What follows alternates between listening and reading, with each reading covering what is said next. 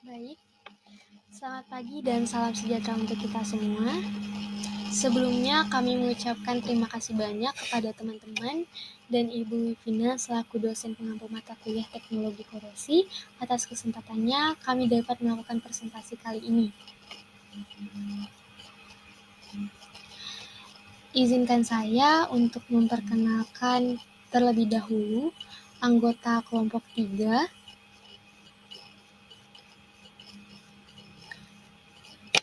Kelompok 3 terdiri dari yang pertama adalah saya sendiri, Maria Octavia Putri Mapaung dengan NIM D112-120-1011.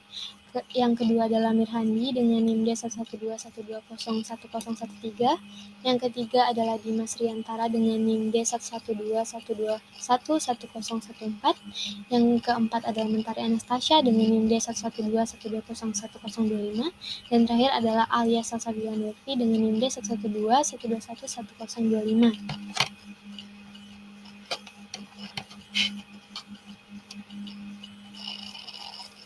Nah, sebelum kita masuk ke pembahasan yang lebih mendalam mengenai materi yang kita bahas di sini, dapat teman-teman lihat ada artikel studi kasus dan beberapa gambar alat yang rusak yang disebabkan oleh fenomena yang akan kita bahas lebih dalam selanjutnya.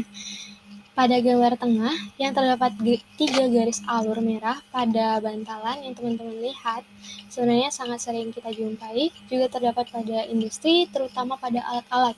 Contohnya di sini pada turbin angin, generator listrik, bantalan, dan juga heat exchanger. Mungkin teman-teman berpikir garis alur yang terdapat di gambar seringkali merupakan hal yang biasa. Sebenarnya adalah fenomena ini merupakan fenomena yang perlu diberikan perhatian lebih karena dampaknya dapat memberikan kegagalan pada alat dan juga memberikan dampak negatif lainnya seperti memperpendek masa pakai alat, mengurangi efisiensi proses, menjadi pemicu kegagalan atau kebocoran pada proses, kemudian dapat menambah biaya pemasangan baru atau biaya operasi yang lebih mahal, dan terakhir memungkinkan terjadinya kecelakaan. Nah, fenomena apa sih sebenarnya yang menyebabkan kerusakan pada alat sebelumnya? Nah, fenomena itu merupakan fenomena fretting. Fretting merupakan kausan umumnya terjadi karena adanya getaran atau gerakan osilasi amplitudo geser pada dua permukaan material yang digerakkan secara berulang-ulang terhadap satu sama lain di bawah beban. Fenomena fretting ini terjadi di mana amplitudo pendek bergerak geser maju mundur berulang-ulang antara permukaan kontak dengan siklus yang berulang, di mana fenomena ini menghasilkan dua bentuk kerusakan. Yang pertama adalah kerusakan permukaan dan penurunan umur kelelahan, dan tingkat keausan dan kerusakan permukaan jauh lebih besar daripada yang diberikan oleh besarnya jarak geser. Gerakan bolak-balik sependek 0,1 nanometer dalam amplitudo dapat menyebabkan kegagalan komponen ketika bertahan selama 1 juta siklus atau lebih. Kausan fretting dan kelelahan fretting hadir di hampir semua mesin dan merupakan penyebab kegagalan total dari beberapa komponen yang kuat. Nah, prinsip terjadinya fretting yang pertama adalah adanya dua permukaan yang saling bersentuhan langsung. Teman-teman dapat lihat di gambar yang di tengah ada bodi 1 dan bodi 2 yang bersentuhan secara langsung. Yang kedua adanya gerakan osilasi atau berulang dan beban pada kontak yang menghasilkan slip atau deformasi pada permukaan. Yang ketiga adalah kontak antara dua permukaan terjadi pada tingkat asperity atau ketidakrataan permukaan yang teman-teman dapat lihat di gambar yang ketiga, terdapat ketidakrataan permukaan di mana gerakan relatif dan adanya ketidakrataan permukaan menyebabkan terjadinya keausan pada permukaan. Nah, fenomena fretting ini biasanya muncul dalam bentuk sebagai lubang atau alur yang dikelilingi oleh produk korosi atau mikroskopis oxide partikel yang seperti teman-teman lihat pada gambar atau artikel studi kasus di awal tadi.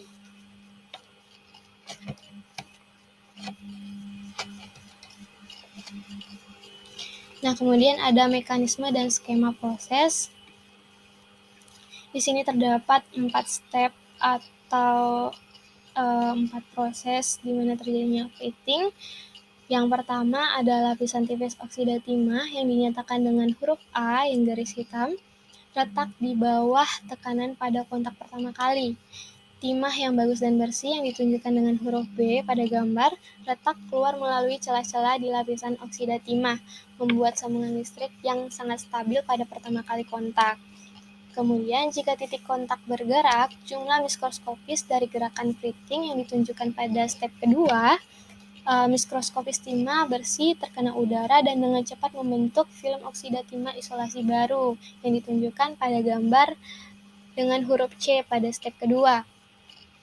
Nah, setiap kali ada gerakan relatif di tempat kontak, siklus berulang bergerak berkali-kali dan lebih banyak puing-puing kausan timah oksida menumpuk, seperti yang ditunjukkan pada step ketiga. Dengan gerakan fritting mikroskopis yang berkelanjutan di antara permukaan-permukaan yang bersentuhan, puing-puing kausan timah oksida isolasi yang cukup dapat menumpuk setinggi pada gambar. Resistensi atau hambatan atau koneksi terputus-putus dapat berkembang seperti yang ditunjukkan pada step keempat, di mana gesekan antara muka yang berulang dapat membentuk alur atau lubang, meningkatkan suhu, penumpukan puing permukaan abrasif oksidasi dengan pengaruh lingkungan atmosfer dapat membentuk korosi. Hal tersebutlah kemudian merusak sambungan dan mengakibatkan kegagalan pada alat. Nah, setelah teman-teman tahu apa itu fenomena fritting, prinsip, dan segala mekanismenya, di sini terdapat faktor-faktor yang mempengaruhi fritting. Di mana resistensi fritting bukanlah seperti intrinsik dari suatu material atau bahkan pasangan material, misalnya tergantung pada amplitude perpindahan atau pada beban normal. Kondisi resah atau fritting dapat berupa partial slip, gross slip, atau mixed slip, di mana ketiga situasi ini menyebabkan pembebanan lokal yang berbeda di permukaan. Selain itu, kondisi lingkungan mungkin memiliki pengaruh yang besar, dan ada beberapa faktor yang mempengaruhi perilaku resah saat berkontak. Yang pertama adalah beban kontak. Kausan adalah fungsi linier dari beban dan fritting. Oleh karena itu, fritting akan meningkat dengan meningkatnya beban selama amplitudo tidak berkurang. Kemudian ada amplitudo bergeser, di mana tidak ada amplitudo ambang terukur yang ada di bawah yang tidak terjadi fritting. Kemudian yang ketiga adalah jumlah siklus, di mana tingkat resah meningkat dengan seiringnya jumlah siklus. Kemudian ada suhu. Suhu memiliki dampak yang signifikan pada laju reaksi kimia, dan oleh karena itu pada oksidasi bahan pada suhu tinggi, laju pembentukan oksida tinggi dan lapisan oksida bertindak sebagai lapisan pelindung. Lapisan ini yang melindungi bahan yang tidak terlindung atau telanjang agar tidak bersentuhan dan membentuk sambungan perekat atau pengelas dingin. Dengan demikian tingkat keausannya berkurang. Yang kelima ada kelembaban relatif. Biasanya peningkatan kelembaban mengurangi korosi fritting. Yang terakhir adalah inert material, di mana kemampuan material untuk bereaksi dengan oksigen secara langsung berdampak pada kelelahan fritting. Saya ulangi, yang terakhir adalah inert material, di mana kemampuan material untuk bereaksi dengan oksigen secara langsung berdampak pada kelelahan fritting. Nah, di sini juga setelah kita mengetahui faktor dari fritting, kita dapat mengetahui pencegahan yang dapat dilakukan. Karena masalah yang ditimbulkan oleh korosi fritting sangat mahal untuk diperbaiki. Sebelumnya masih belum ada Metode uji standar untuk mengidentifikasi corrosive rating sebelum proses terjadi. Rancangan mekanis memainkan peran yang lebih penting daripada memilih material ketika menghadapi korosi sejenis ini. Berikut ada beberapa hal yang dapat kita lakukan, yakni yang pertama, mengurangi pergerakan relatif antara material. Yang kedua, menggunakan bahan yang tidak rentan terhadap corrosive rating. Yang ketiga, meningkatkan kekerasan satu atau dua bahan. Yang keempat, menggunakan pelumas pada kontak. Yang kelima, mengurangi segel untuk menyerap getaran. Dan terakhir, merancang desain yang tepat untuk mencegah terjadinya fritting.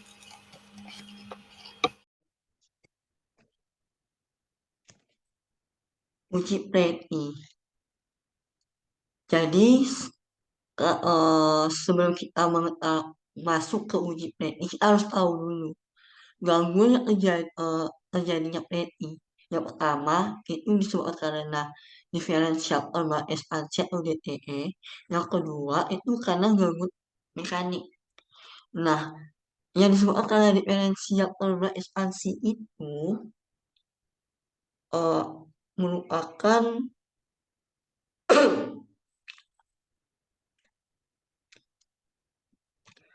merupakan kontak yang bisa terjadi ketika adanya perbedaan laju ekspansi thermal material yang mengalami adanya perubahan suhu besar yang terjadi secara berulang. Permukaan kontak material yang lebih lunak ini akan cenderung memiliki ekspansi thermal yang lebih tinggi dibandingkan dengan permukaan kontak material yang lebih keras. Sebagai contoh nih, timah merupakan logam yang lebih lunak dibandingkan dengan emas. Hal ini itu karena timah ini mengembang lebih lebih cepat dibanding dengan bukan dibanding sih, tapi mengalami perubahan yang cuma karena perubahan suhu yang signifikan. Jadi eh, temperatur ruangan ini sangat berpengaruh terhadap eh rating ini, terhadap yang bisa menyebabkan rating dari DTE ini. Nah, pada permukaan kotak ini dapat berubah bentuk akibat gerakan mikro dan di antara permukaan. Deformasi permukaan timah dapat merusak lapisan oksida dan menghasilkan serpihan timah. Serpihan timah ini menjadi abrasif dan mempercepat pembentukan kausan dan korosi pada permukaan kontak. Nah, yang kedua itu karena mekanik. Nah, mekanik ini itu terjadi melalui gerakan getaran yang terjadi secara berulang dengan intensitas dan frekuensi tinggi serta sumber getaran itu biasanya dari mesin-mesin. Nah, next, uji preti itu terdiri dari dua. Yang pertama itu adalah uji getaran pada frekuensi dan intensitas konstans dan uji getaran eh, pada frekuensi yang bervariasi dan intensitas tetap. Pada uji frekuensi dan intensitas konstans itu pada uji ini PIC berlapis timah dan konik itu berlapis emas. Nah, PIC di sini yaitu eh flexible plate cable, di mana ini merupakan eh, permukaan kotak bimetal yang berlapis timah dengan konektor berlapis emas pada interkoneksi kabel elektronik. Ketika terjadinya korosi, PVC berlapis timah itu getaran yang variasi dilakukan pada kotak emas timah lebih dari 1000 jam.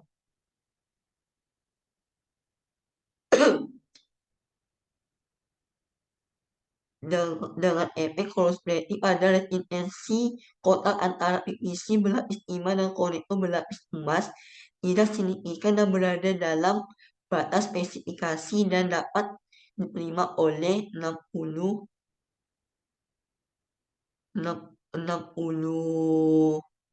MA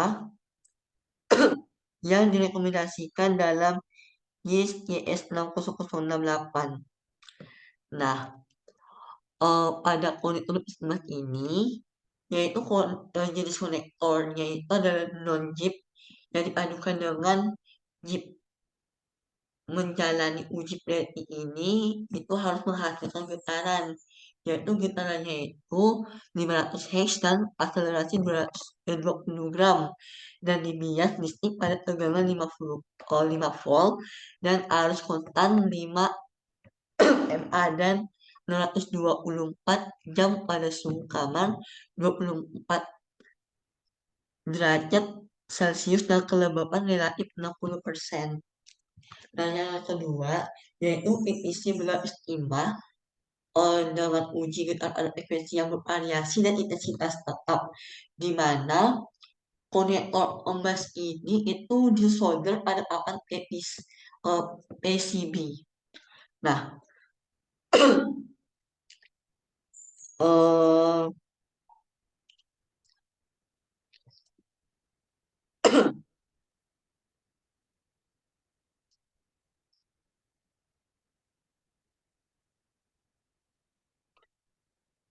pada konektor apa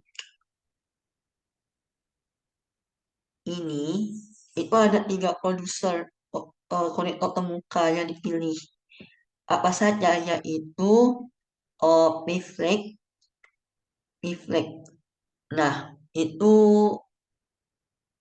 dijalankan dengan getaran intensitas tinggi dari berbagai kecepatan dan frekuensi diperkenankan pada 3 arah yang berbeda untuk menstimulasi kemungkinan gerakan plating beberapa langkah frekuensi getaran yaitu 100 Hz, 500 Hz, hingga 5000 Hz pada 3 suhu pada intensitas tinggi 20 gram dilakukan untuk pengujian yang dipercepat. Baiklah, untuk materi selanjutnya akan disampaikan oleh rekan saya. Sekian, terima kasih.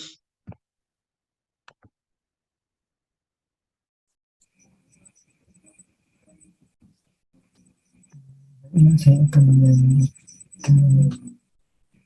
Jadi di sini kami menggunakan jurnal, kemudian tentang rating pada selongsong seperti pompa sentrifugal kapasitas 900 meter kubik per jam di PDAM Kota Padang. Penelitian ini dilakukan beberapa tahap pengujian analisis. Tahapan yang digunakan yaitu pertama pemilihan spesimen uji. Spesimen uji ini diambil dan dipilih dari selongsongan pompa sentrifugal yang rusak setelah dioperasikan selama lebih kurang 4.000 jam di water intake PDAM Kota Padang. Pemilihan spesimen ini dilakukan untuk mendapatkan sampel yang tepat dan mewakili kondisi kerusakan yang terjadi untuk mendapatkan hasil pengujian laboratorium yang dibutuhkan. Yang kedua, pengujian visual atau makro. Pengujian visual ini dilakukan untuk mengamati permukaan arus dan area penerima beban dari suatu komponen secara visual, seperti faktografi permukaan area penerima beban serta dimensi pendamping arus dari komponen. Nah, yang ketiga itu pengujian metalografi. Di pengujian metalografi ini ditunjukkan untuk melihat kemungkinan terjadinya perubahan secara mikro dan makro bahan serta distribusi selama masa pemakaian. Yang keempat itu pengujian kekerasan bahan. Pengujian ini diperlukan untuk melihat distribusi kekerasan bahan yang terjadi pada penampang di daerah yang mengalami arus dan sekitarnya. Salah satunya adalah untuk mengetahui daya tahan arus permukaan selongsong. Yang kelima itu pengujian komposisi bahan kimia. Pengujian komposisi bahan kimia ini bertujuan untuk mengetahui klasifikasi bahan serta sifat-sifat mekanisme bahan berdasarkan unsur-unsur yang terkandung dalam bahan tersebut, dan menganalisis pengaruh masing-masing unsur sesuai dengan presentasi kandungannya.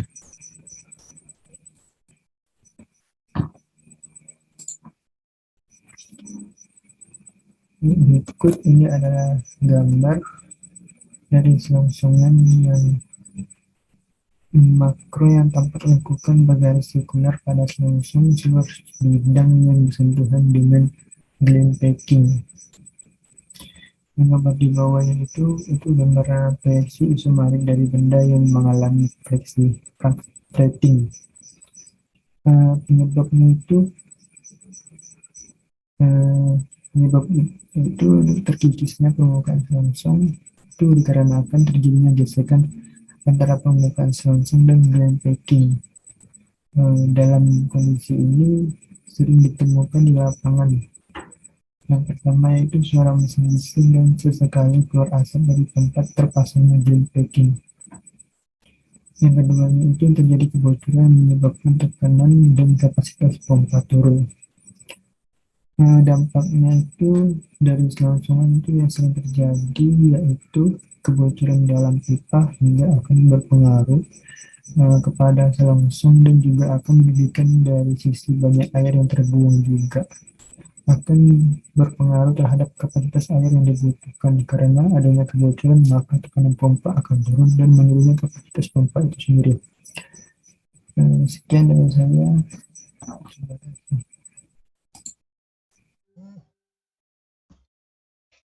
Baik, selanjutnya saya akan menjelaskan sedikit mengenai prinsip dari erosifir atau dalam bahasa Indonesianya itu adalah kausan erosi.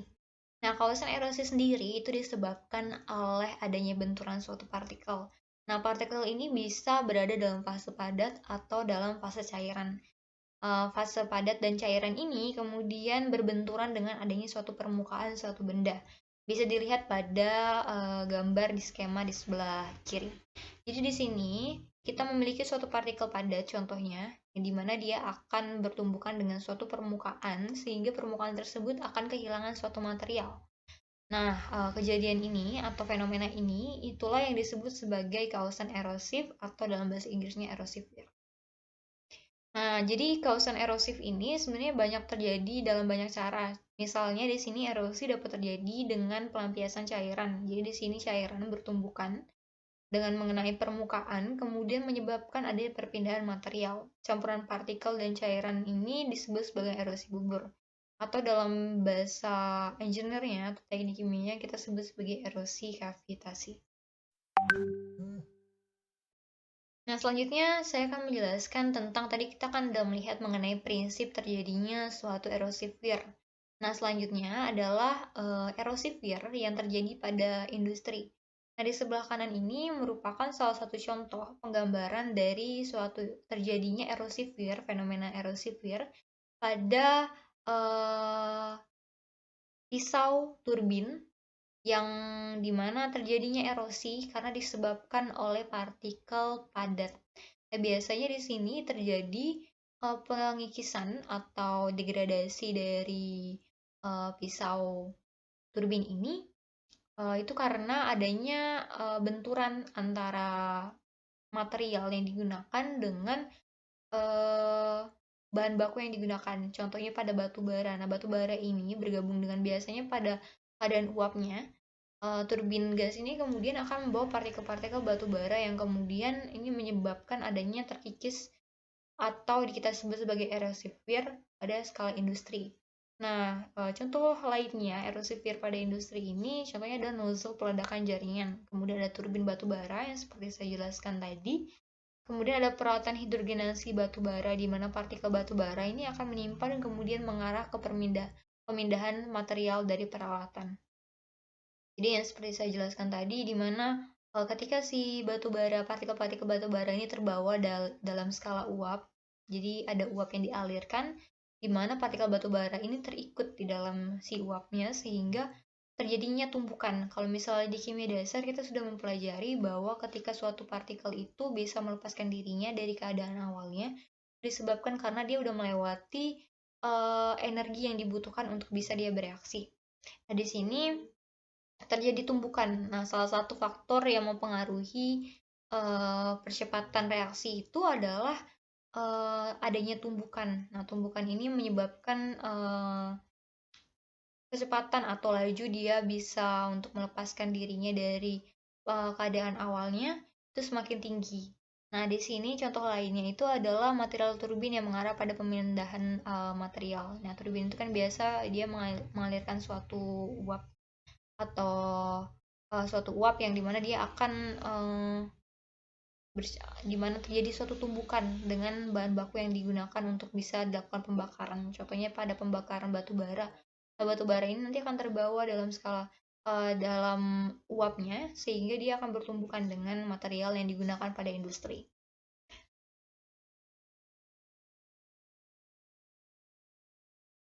Itulah beberapa contohnya. Contoh lainnya itu kerusakan pada bilah turbin gas, kemudian ada ketika pesawat terbang melalui awan debu.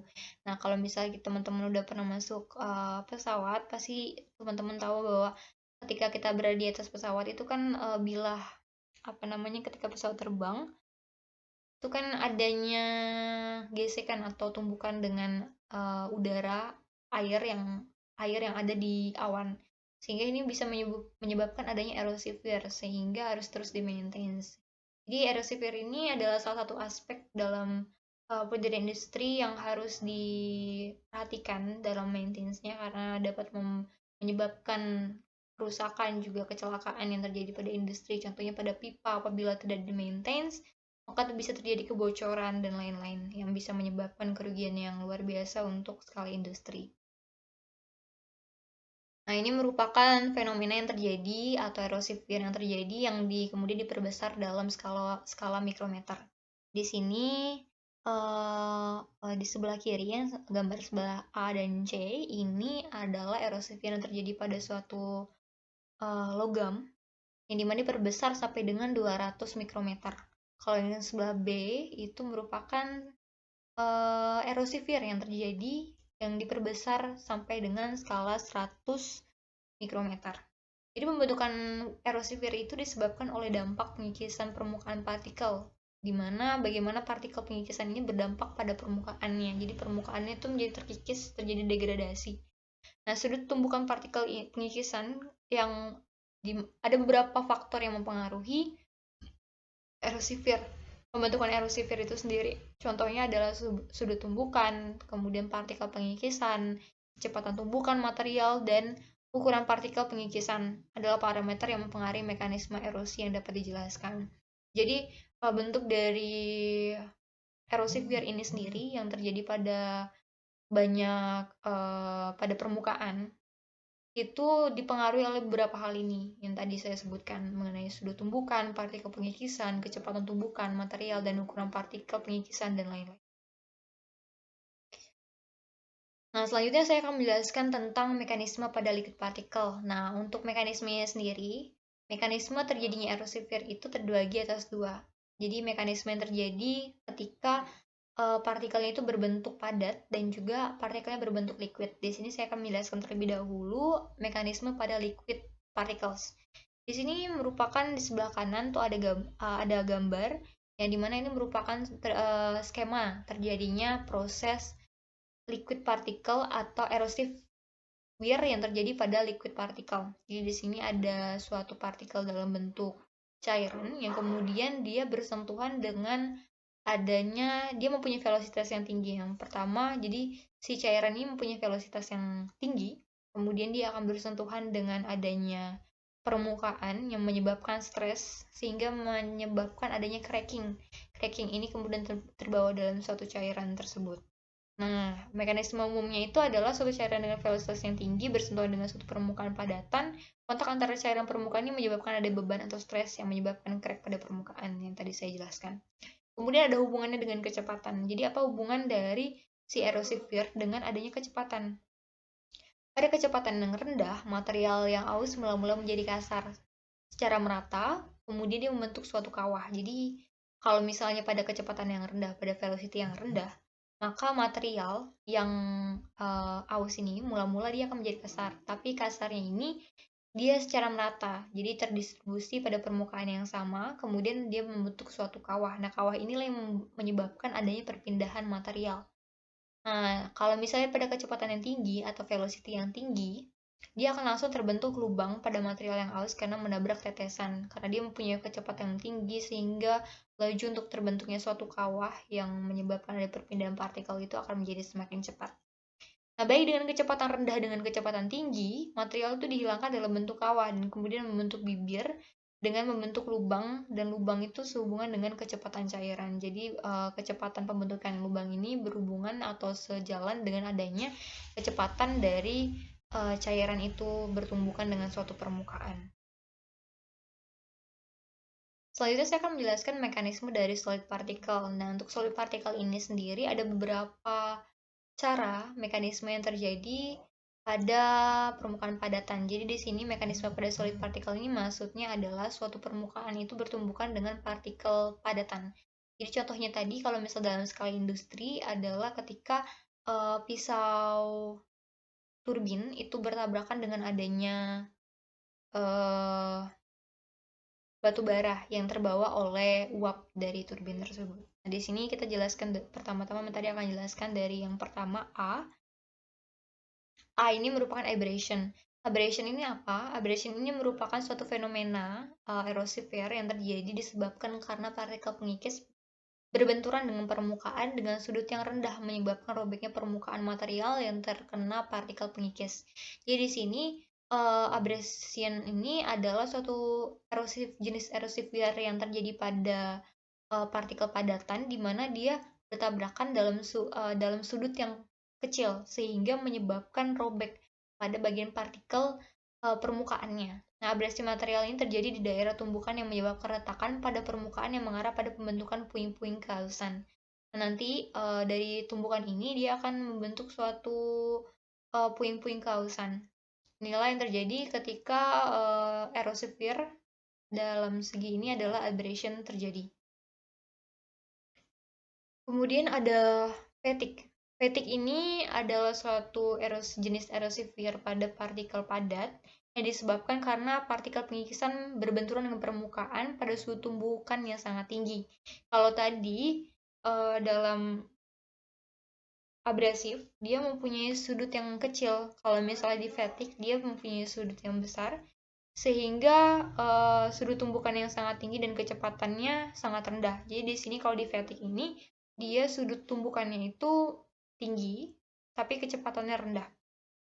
Daerah tumbukan oleh partikel pengikis telah mengalami tegangan yang tidak sesuai dengan deformasi plastis karena kecepatan tumbukan yang rendah dari partikel pengikis yang menyebabkan kelelahan permukaan.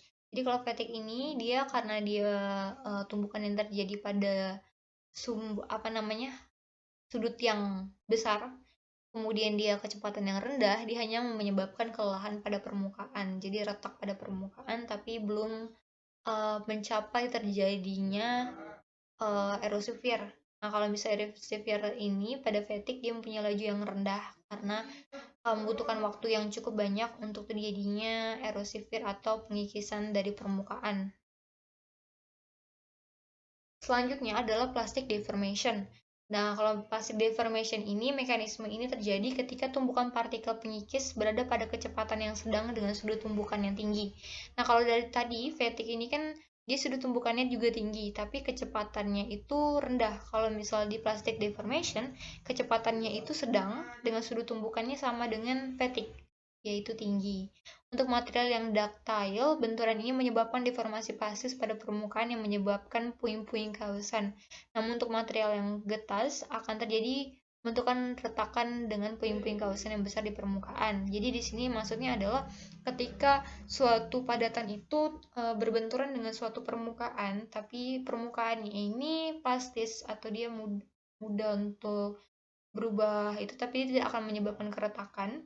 Itu contohnya adalah plastik misalnya, dia akan menyebabkan membentuk puing-puing kehalusan. Tapi kalau misalnya material permukaannya ini dia getas atau dia itu padat, dia akan membentuk retakan sehingga puing-puing kehalusan yang besar di permukaan jadi akan mengalami keretakan gitu. Bedanya itu. Jadi bergantung kembali pada bagaimana permukaan dari material yang ditabrak oleh si partikel-partikel dari padatan tadi. Selanjutnya adalah surface melting. This mechanism is caused when the eroding particle impact the material surface at very high velocity and high impact angle. Nah, di sini terjadi adalah suatu erosive wear juga yang terjadi karena disebabkan adanya kecepatan yang sangat tinggi dari partikel padat tadi dengan high impact angle-nya juga atau sudutnya itu juga tinggi. This lead to the condition where the melting point of material surface is lesser than the impact temperature, leading to severe damage on the surface. Jadi di sini mengatakan bahwa kondisi ini adalah kondisi di mana titik leleh dari suatu permukaan material itu lebih kecil daripada temperatur impact-nya atau temperatur akibatnya yang menyebabkan adanya kehancuran yang cukup parah pada permukaan. Itulah surface melting. Selanjutnya ada macroscopic impact by erosive wear. Macroscopic impact by erosive wear ini adalah dampak makroskopik dari kawasan erosif yang meliputi pelelehan permukaan material, aliran superplastik, pembentukan puing-puing kawasan dalam jumlah besar, dan lain-lain. Hal ini sebenarnya disebabkan karena ukuran partikel pengikis ini besar yang berdampak pada permukaan material. Nah, kalau misalnya tadi kita mempunyai dampak dari di mana partikel padatan ini masih digolongkan mikroskopis, kalau yang ini merupakan dampak makroskopis, di mana nanti dampak dari pengikisannya juga cukup besar karena partikel yang bertumbukan dengan permukaannya juga besar. Yang terakhir adalah microscopic impact. The microscopic impact of the erosive wear include the disruption of the crystal structure lattice of the material surface. Nah, di sini maksudnya adalah microscopic impact ini kita tinjau dari skala mikroskopiknya sendiri.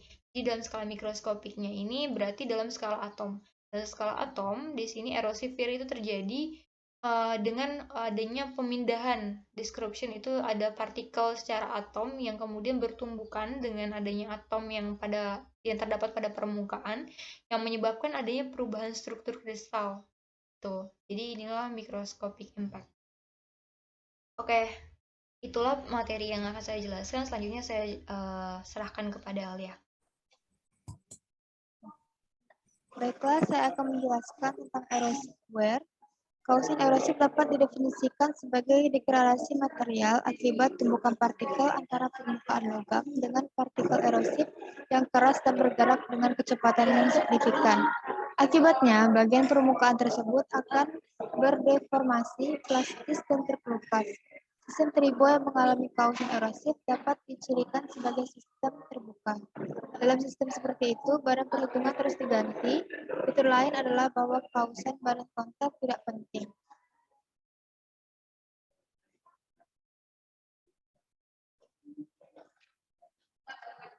Penelitian. Pada penelitian corrosive wear performance of single layers CRN coating on IC 304 stainless steel in seawater centrifugal pumps using steady state analysis. Tahap yang digunakan yaitu pertama, pemotongan berlian. Sampel untuk pelapisan disiapkan sesuai standar pengujian spesifikasi dengan bantuan pemotongan berlian. Kedua, pemulasan cermin menggunakan Metasurf 250 grinder polyser. Kemudian sampel yang tidak dilapisi dipoles cermin menggunakan Metasurf 250 grinder polyser. Ketiga, pembersihan menggunakan aseton. Kemudian, sebelum pelapisan, sampel dibersihkan dalam aseton dan kemudian keempat, pengeringan menggunakan pravakum. Kemudian sampel dikeringkan dalam pravakum. Selanjutnya, pelapisan dengan bantuan bubuk CR murni. Pelet yang digunakan untuk pelapisan disiapkan dengan bantuan 99,5% bubuk CR murni yang diperoleh dari M/S. Selanjutnya, pengendapan menggunakan vakum tinggi. Proses pengendapan uap internal di dalam suhu tinggi suhu vacuum box center model BC300. Yang terakhir, pelapisan utama menggunakan stainless steel. Digunakan untuk membuat lapisan tunggal, karomium nitrida dilapisi IC304 stainless steel dengan berbagai lapisan. Baik kekerasan maupun kemampuan pengerasan kerja dari pelapisan tergantung pada proses persiapan sampel, penggilingan sampel, pembalasan, pembersihan efektif, dan lain-lain. Dan kondisi pelapisan seperti besarnya vakum dikembangkan dan suhu. Peningkatan ketebalan lapisan menyebabkan penurunan tingkat kausan. Pengamatan yang mirip dengan ini untuk analisis steady state sementara bekerja pada panduan aluminium berlapis, karomium nitrida, yang diperkuat oleh berbagai persentase granit, uji korosif, dan stainless steel SS316L, baja karbon IC1020, dan nikel aluminium perunggu NaB, dan menemukan bahwa meningkatnya kecepatan dan konsentrasi pasir menghasilkan massa yang lebih tinggi tingkat suhu. Baiklah, sekian presentasi kami. Mohon maaf jika ada kesalahan. Baiklah, terima kasih.